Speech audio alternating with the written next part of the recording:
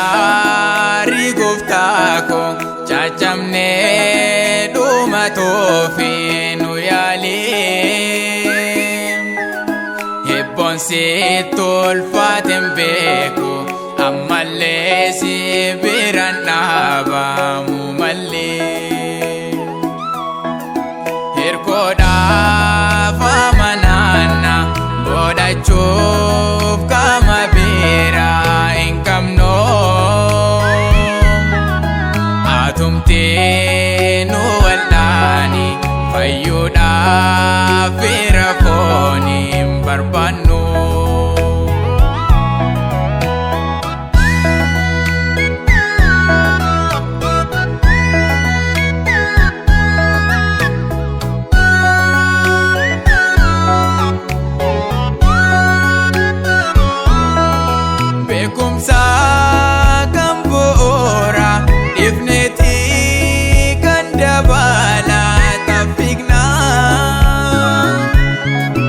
Osoon dhaabinni biqilaaf biqiltoon bakka duwwaatti ifaajna carraalee nu bira jiran irratti xiyyeeffachuu tuffannee kan addaa fagoodha eegganna waan abdiisirra kaayyanne fakkaanne nu gargaari gooftaa koo caccabnee dhumatoo fi nu yaalee hebboon sitti ulfaateen beeku ammallee si biraan dhaabamu mallee hirkoodhaaf amanaana godhachuuf qaama biraa hin qabnu atumtee nu wal'aani fayyuudhaaf fira foon hin barbaannu.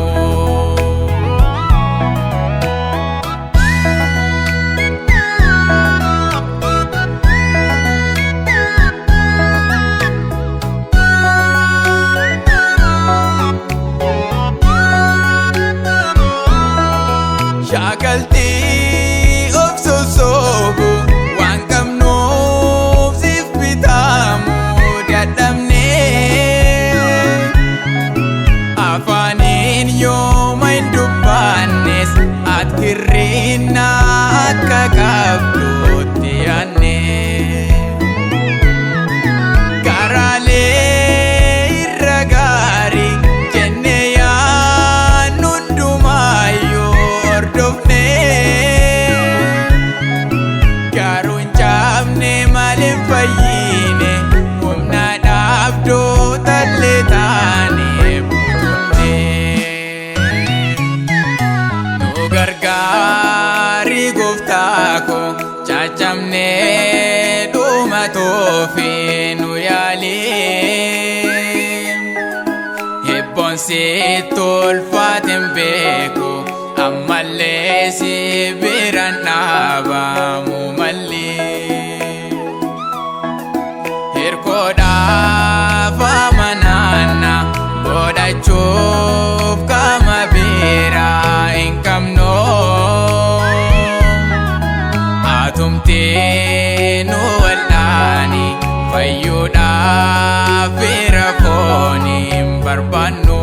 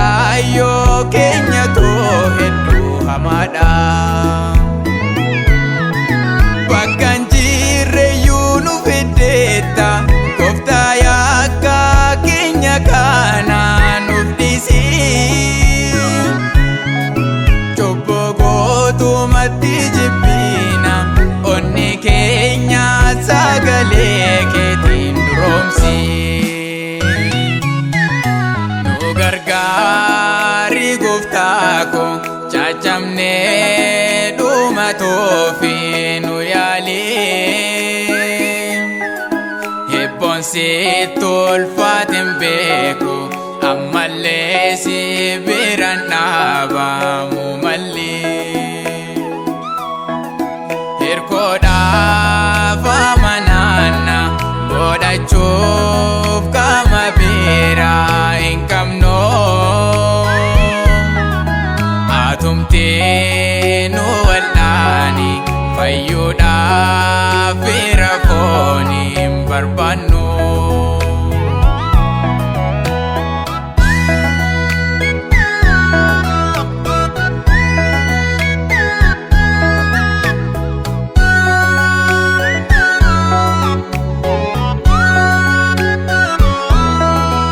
Amantii dhuunfaa kootiin sirraa yoomiyyuu jaakoo akka hin qabne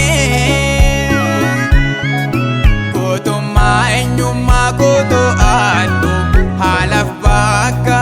kamittuu akka hin kufne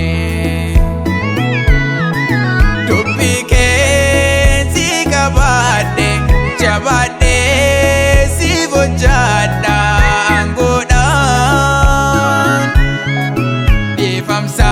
Keena guddisi tomorri kiyya sarawwatu ulfina nu gargaarii gooftaa koo caccabnee dhumatoofi nu yaalee hebboon sitti ulfaateen beeku ammallee si biraan dhaabamu mallee hirkoodhaaf amanaana godhachuuf qaama biraa hin qabnu atumtee nu wal'aani fayyuudhaaf